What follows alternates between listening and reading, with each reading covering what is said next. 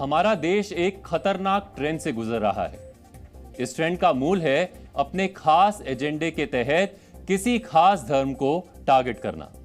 अब यह विरोध किसी भी स्तर का हो सकता है।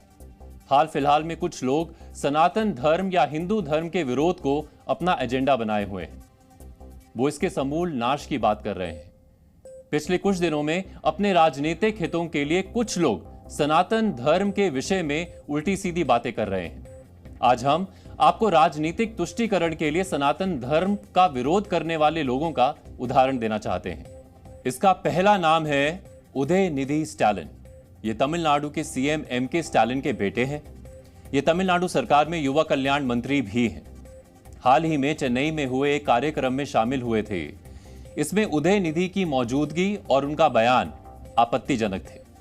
चेन्नई के थेनमपेट में Tamil Nadu progressive writers artist association की तरफ से कार्यक्रम आयोजित किया गया था।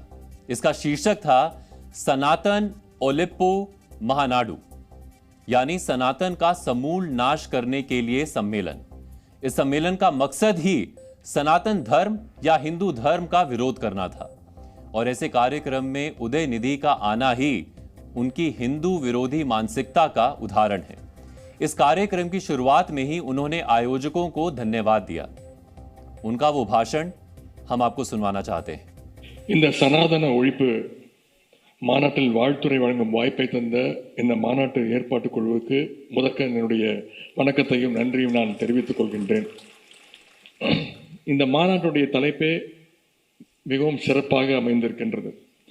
சனாதன எதிர்ப்பு மாநாடு என்று போடாமல் சனாதன ஒழிப்பு மாநாடு என்றும் நீங்கள் இதை போட்டிருக்கிறீர்கள், இதை அழைத்திருக்கிறீர்கள், இந்த நிகழ்ச்சிக்கு பெயரிட்டீர்கள். அதற்கு என்னுடைய வாழ்த்துக்கள். சிலவற்றை நாம் ஒழிக்கத்தான் வேண்டும், எதிர்க்க முடியாது. கொசு, டெங்கு காய்ச்சல், மலேரியா, கொரோனா இதையெல்லாம் நம்ம எதிர்க்கக்கூடாது, ஒழித்து கட்ட வேண்டும். அப்படிதான் இந்த சனாதனம். சனாதனம் என்பதை எதிர்ப்பதை விட ஒழிப்பதே நாம் செய்ய வேண்டிய முதல் காரியமாகும். எனவே இந்த மாநாட்டிற்கு மிக பொருத்தமான தலைப்பு வைத்திருக்கிறீர்கள், அதற்கு என்னுடைய பாராட்டுகள். சனாதனம்னா என்ன? சனாதனம் அப்படிங்கிற பெயரே சமஸ்கிருதத்திலிருந்து வந்ததுதான். சனாதனம் समत्वத்திற்கும் समूह நீதிக்கும் எதிரானது. उदयनिधि स्टालिन कोई सड़क छाप नेता नहीं है। वो भारतीय गणतंत्र के एक राज्य तमिलनाडु के मुख्यमंत्री के बेटे हैं और उसी राज्य सरकार में मंत्री भी हैं। क्या ये मान लिया जाना चाहिए कि उदयनिधि जैसे नेता किसी खास धर्म के लोगों के नरसंहार की बात कर रहे हैं? क्या ये हेट स्पीच की श्रेणी में नहीं आना चाहिए? क्या उदयनिधि स्टालिन मानते हैं कि देश ही क्या दुनिया से हिंदू धर्म का खात्मा हो जाना चाहिए, जैसे कि अन्य कट्टरपंथी धर्म के लोग मानते हैं? क्या उदयनिधि स्टालिन का बयान हिंदू धर्म विरोधी हिंसा को बढ़ावा देने वाला नहीं है? सनातन को कुचलने की हसरत वाले कितने ही खाक हो गए, हिंदुओं को मिटाने के ख्वाब पाले कितने ही राख हो गए। सुनो घमंडिया गठबंधन के घमंडियों, तुम और तुम्हारे मित्र रहे ना रहे, सनातन था, सनातन है और सनातन रहेगा। ये बार बार प्रयास घमंडिया गठबंधन के एक के बाद दूसरे नेता ने किया है हिंदुओं पर वार करने का, चाहे वो शब्दों से हो, बम से हो या उनको कुचलने की बात हो।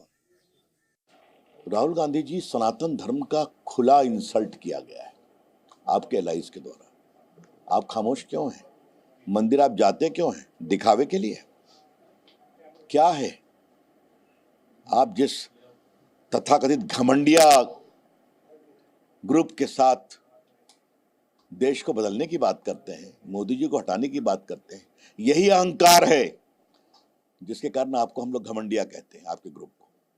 ये पूरा ग्रुप वोट के लिए घोर अहिंदू बन सकता है, हिंदू हितों की अवहेलना करेगा, करता है। किसी भी जाति धर्म के खिलाफ हिंसा को बढ़ावा देने वाला कोई भी बयान हेट स्पीच ही होता है, भले ही वो किसी नेता के बेटे और मंत्री ने ही क्यों ना दिया हो। हिंदू विरोधी कहे जा रहे उदयनिधि के खिलाफ कई हिंदू संगठन और राजनीतिक दल खड़े हो गए हैं।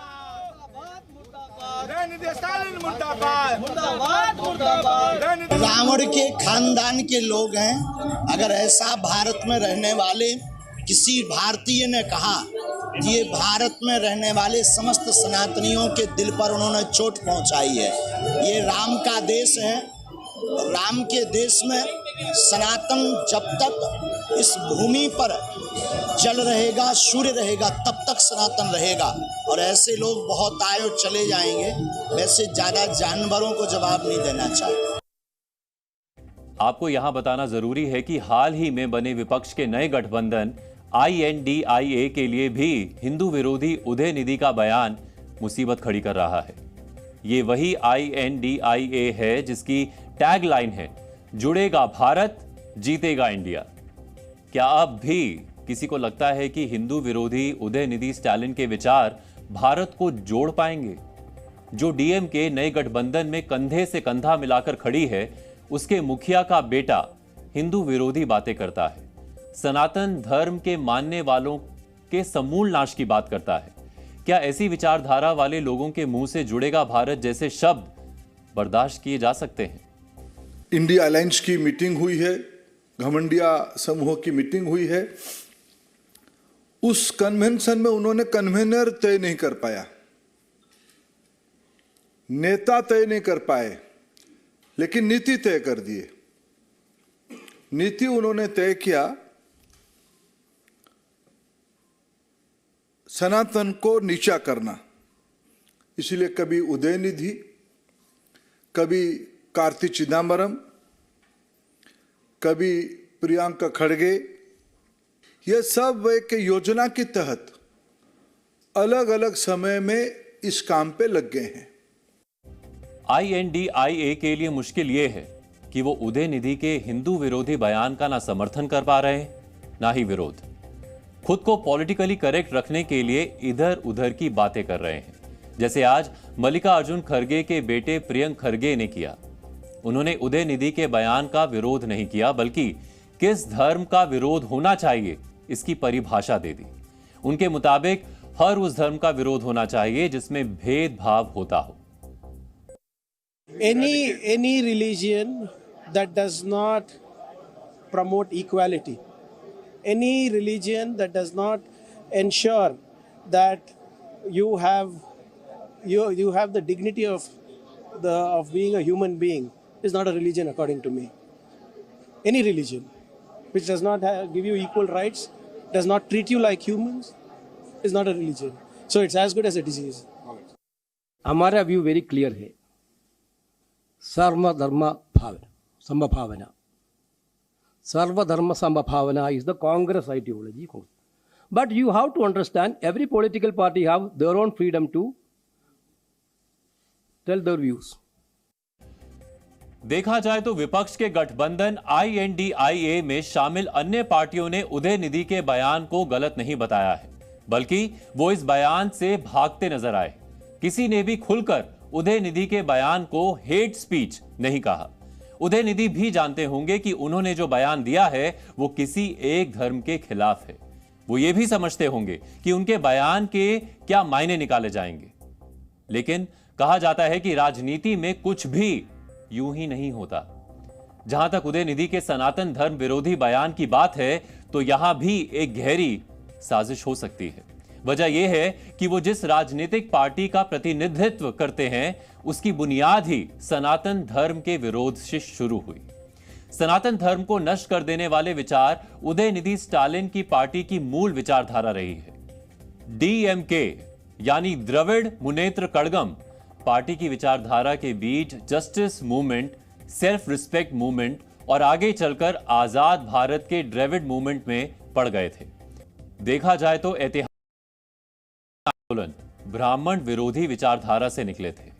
इन सभी आंदोलन को समझने के लिए आपको 20वीं सदी की शुरुआत में तमिलनाडु के सामाजिक और राजनीतिक माहौल को समझना होगा।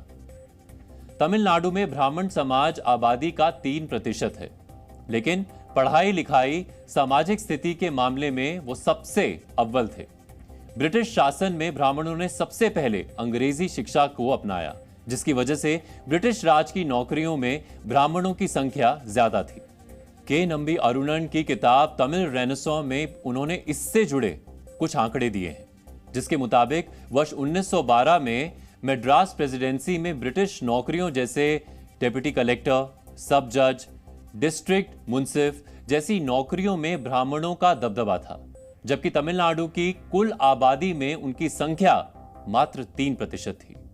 इस वजह से समाज में ब्राह्मण विरोधी विचारधारा पनपने लगी। कुछ लोगों ने समाज के मन में यह विचार डाला कि बड़े बड़े पदों पर ब्राह्मणों की नियुक्तियां एक बड़ी साजिश के तहत हो रही हैं, जिसकी वजह से अन्य समाज के लोगों को मौका नहीं मिल रहा। यही वजह थी कि पूरे तमिलनाडु में एंटी ब्राह्मण विचार पनपने लगे। वर्ष 1916 में मद्रास प्रेसिडेंसी में जस्टिस पार्टी का गठन किया गया।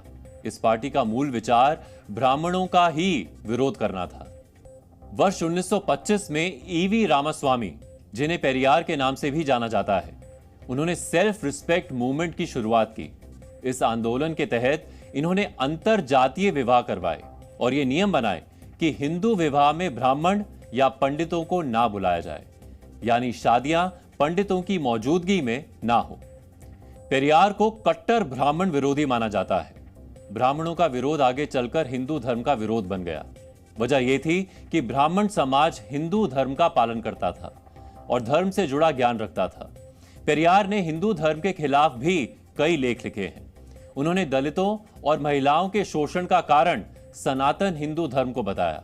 यही नहीं, पेरियार ने आगे चलकर ना सिर्फ हिंदू धर्म बल्कि हिंदी भाषा का भी विरोध किया। इसके अलावा उन्होंने द्रविड़ संस्कृति को आर्य संस्कृति से बचाने की भी बातें कही। आर्य संस्कृति से उनका इशारा उत्तर भारतीय लोगों से रहा, यानी वो एक तरह से उत्तर भारतीयों के विरोधी भी थे। आजाद भारत में उन्होंने एक स्वतंत्र द्रविड़ देश द्रविड़ नाडु की भी मांग की थी।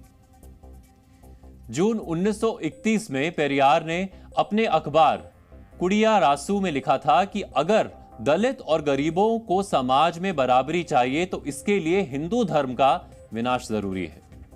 वर्ष 1944 में पेरियार ने जस्टिस पार्टी और सेल्फ रिस्पेक्ट मूवमेंट को मिलाकर एक नई पार्टी बनाई, जिसका नाम था द्रविड़र कड़गम। इस राजनीतिक पार्टी के मुख्य नेता पेरियार ही थे। यह पार्टी भी ब्राह्मण विरोधी, हिंदी विरोधी, आर्य संस्कृति विरोधी और कांग्रेस विरोधी भी थी। पेरियार का मानना था कि कांग्रेस पार्टी में ब्राह्मणों का दबदबा है, इसीलिए कांग्रेस पार्टी कभी भी द्रविड़ के पक्ष में नहीं सोचेगी। इसीलिए वो कांग्रेस का भी विरोध करते थे। तमिलनाडु के लेखक सामी चिदंबर ने पेरियार की बायोग्राफी तमिलर थलाइवर लिखी थी।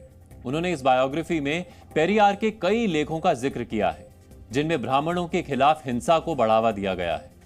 यही नहीं, उन्होंने अपने लेख में मंदिरों में जाकर मूर्तियां तोड़ने की बात भी लिखी थी। वर्ष 1949 में पेरियार के मुख्य सहयोगी CN अन्नादुरई ने अलग राजनीतिक विचारधारा की वजह से एक नई पार्टी बनाई, जिसका नाम रखा गया द्रविड़ मुनेत्र कड़गम। दरअसल आजादी के बाद पेरियार अलग द्रविड़ देश द्रविड़ नाडु की मांग कर रहे थे, इसीलिए वो भारतीय चुनावों में हिस्सा नहीं लेना चाहते थे। लेकिन वहीं CN अन्नादुरई भारतीय आम चुनावों में हिस्सा लेने के पक्ष में थे, इसीलिए उन्होंने इसके लिए अलग पार्टी द्रविड़ मुनेत्र कड़गम बनाई। पेरियार इस बात के भी पक्षधर थे कि तमिलनाडु केवल तमिल बोलने वाले लोगों का है, इसीलिए वो अन्य भाषाओं खासकर हिंदी के विरोधी थे। वर्ष 1953 में पेरियार ने हिंदू धर्म के देवी देवताओं की मूर्तियां तोड़कर अपना विरोध जताया था। वर्ष 1956 में पेरियार और उनके समर्थकों ने मद्रास के मरीना बीच पर भगवान श्री राम और माता सीता की तस्वीरें जलाने की कोशिश भी की थी, जिसे पुलिस ने रोक लिया था। वर्ष 1974 में पेरियार की पत्नी ने तत्कालीन प्रधानमंत्री इंदिरा गांधी को एक पत्र लिखा। इसमें उन्होंने कहा था कि प्रधानमंत्री के तौर पर राम लीला में उनकी उपस्थिति द्रविड़ों का अपमान है। अगर उन्होंने आगे ऐसा किया तो द्रविड़ समाज श्री राम की प्रतिमा वैसे ही जलाएगा जैसे रावण की प्रतिरूप जलाए जाते हैं। वर्ष 1967 में तमिलनाडु में कांग्रेस को हराकर डीएमके सत्ता में आ गई और इस सरकार में अन्नादुरई मुख्यमंत्री बने। हालांकि 2 वर्ष के बाद वर्ष 1969 में अन्नादुरई के निधन के बाद M करुणानिधि डीएमके के नए नेता और सीएम बन गए। आगे चलकर वर्ष 1972 में तमिल सिनेमा के सुपरस्टार एमजी रामाचंद्रन डीएमके से अलग हो गए। उन्होंने एआईडीएमके नाम से एक नई पार्टी बना ली। वैचारिक रूप से एआईडीएमके ने डीएमके की ब्राह्मण विरोधी और हिंदी विरोधी विचारधारा पर नरम रुख अपनाया। उन्होंने सामाजिक उत्थान पर ज्यादा ध्यान दिया। वर्ष 1977 में एमजीआर तमिलनाडु की सत्ता में आ गए। इसके बाद 1987 में अपने निधन तक वो अपराजित रहे। वर्ष 1967 से ही कोई भी राष्ट्रीय दल तमिलनाडु में सरकार नहीं बना पाया है।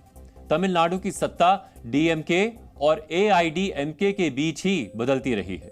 यानी एक तरह से तमिलनाडु की राजनीति ब्राह्मण विरोध या कहें कि हिंदू धर्म के विरोध करने या ना करने वाले के इर्द गिर्द ही घूमती रही है। उदयनिधि का बयान भी इसी राजनीति के आसपास ही दिखता है। उनका बयान उनकी पार्टी की मूल विचारधारा से मिलता जुलता नजर आता है। उदयनिधि हो या डीएमके के अन्य नेतागण, अगर वो ब्राह्मण विरोध या सनातन धर्म के विरोध में कुछ भी बोलते हैं तो ये उनकी राजनीतिक मजबूरी भी हो सकती है। दरअसल तमिलनाडु में 23.7% दलित वोटर हैं और 45.5% पिछड़ी जाति के वोटर हैं।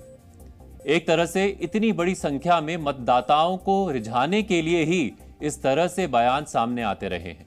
यहां बात सिर्फ उदयनिधि की नहीं है। अपनी राजनीति चमकाने के लिए कई लोग हैं जो सनातन धर्म का खुलकर विरोध करते हैं।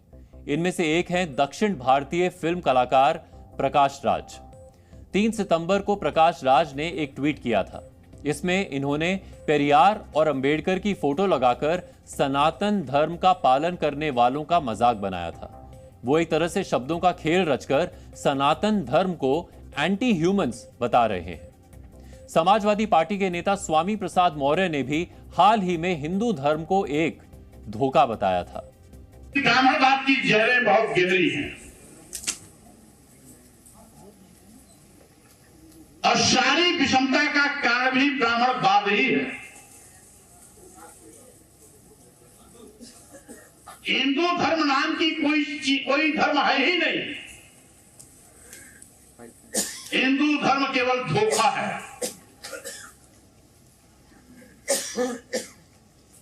सही मायने में जो ब्राह्मण धर्म है उसी ब्राह्मण धर्म को हिंदू धर्म कहकर के इस देश के दलितों, आदिवासियों, पिछड़ों को अपने भ्रम के मकड़जाल में फंसाने की इनकी एक साजिश है।